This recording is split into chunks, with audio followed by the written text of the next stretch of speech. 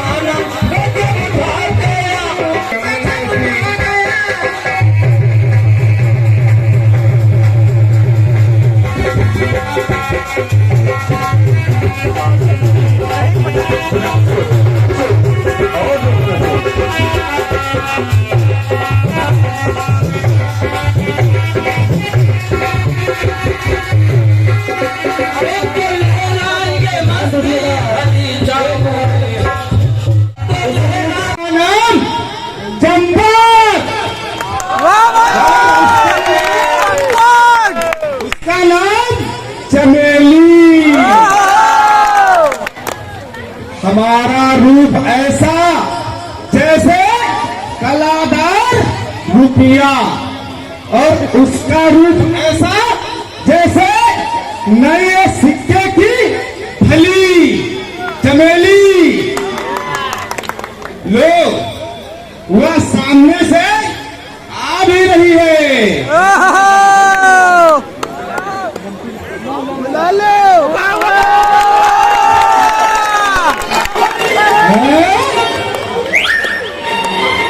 पर यह उदास क्यों है? मेरी अलबेली नवेली ये उदास क्यों है? कहीं इसकी उदासी का कारण मेरे बूढ़े माँ बाप तो नहीं है? मेरी बूढ़ी माँ ने तुझे कुछ कहा तो नहीं? कहीं उनके द्वारा तेरा अपमान तो नहीं हुआ? अजी मैं तो उनकी सेवा करते करते थक गई, पर वे मुझे कुछ समझते ही नहीं। वह बुढ़िया तुम्हारी माँ अपना खाट से नीचे पांव तक धरती नहीं, और वह मुझ पर रोज जमाती है। कुछ काम धाम खुद तो करती नहीं और खाट मुझ पर लगाती है।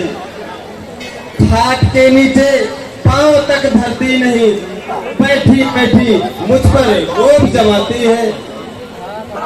मैं जब भी उसे कुछ दबी जबान से कहती हूँ तो वह मुझे आंखें दिखाती है, ये एक एक की सौ सुनाती है।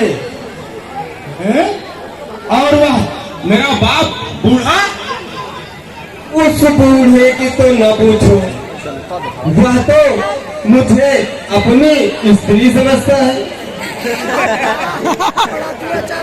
मेरी साड़ी पहनना उसे तनिक भी अच्छा नहीं लगता। मेरा पड़ोसियों के साथ उठना बैठना, मिलना जुलना, गाना बजाना उसे बहुत बुरा लगता है। तो घड़ी के लिए करती हूँ तो वह बहुत ही झल्लाता है।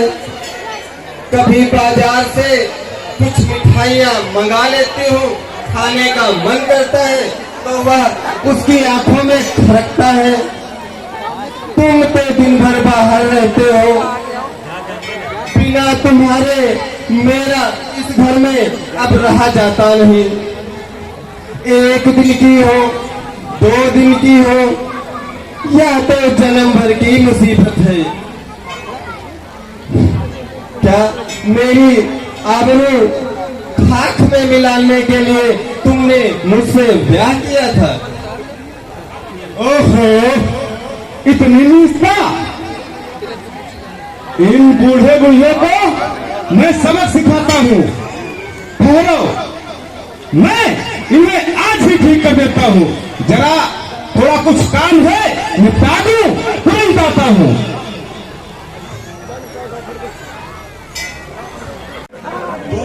के हृदय को मत दुखा, इनके सफेद बालों पर दया कर।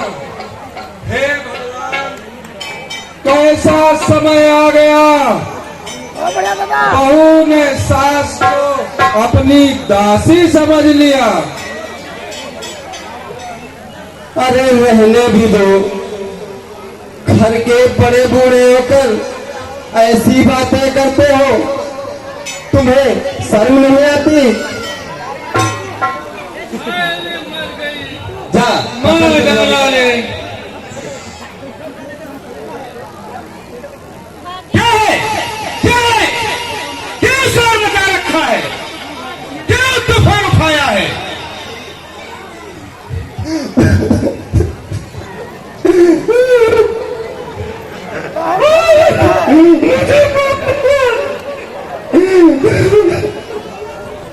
क्या हुआ? क्या हुआ?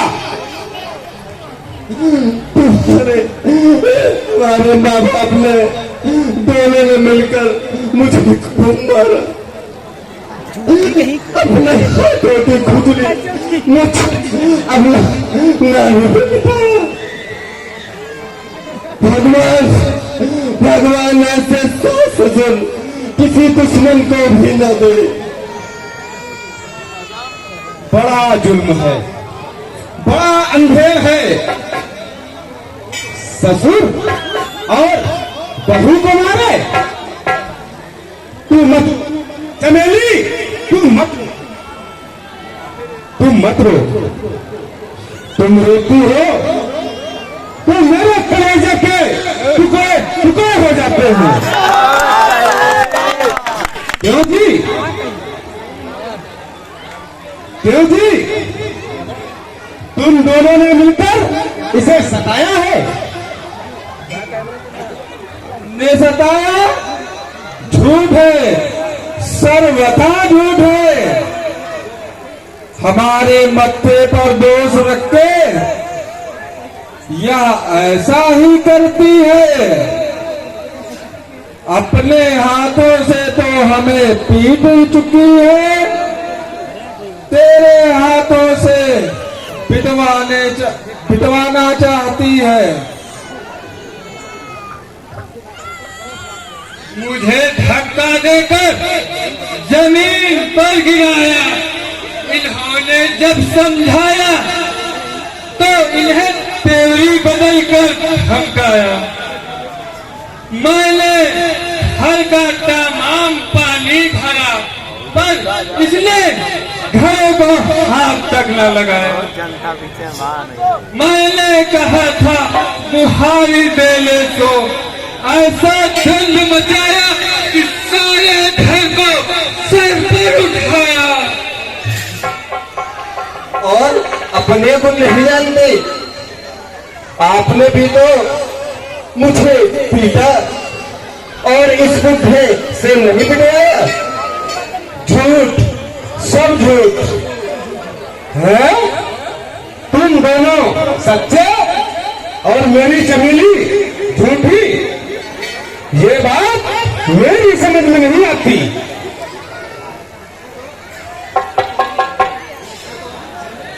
मैं अब तो इस घर में एक घड़ी भी नहीं रहूंगी। मुझ अकेली को यह दोनों मिलकर किसी दिन मेरा गला घोट देंगे तो मैं क्या करूंगी? अगर तुमको अपने माँ बाप के साथ इसी घर में रहना है तो तुम रहो, मुझे जाने दो।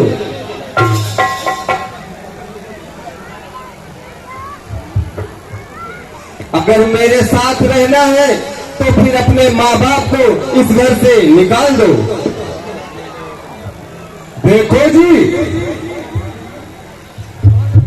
अब तक तुम्हारे बेटे ने तुमसे कुछ नहीं कहा, परंतु तुम अपना फोन छोड़कर बेटे की बहू पर हाथ उठाया तो बेटा भी नालायक होकर तुम्हारे सामने आया।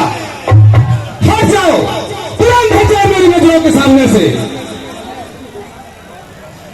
बेटा, स्त्री के कारण माँ और बाप से लड़ने को तैयार होता है। क्या स्त्री को माँ और बाप से ज्यादा समझता है?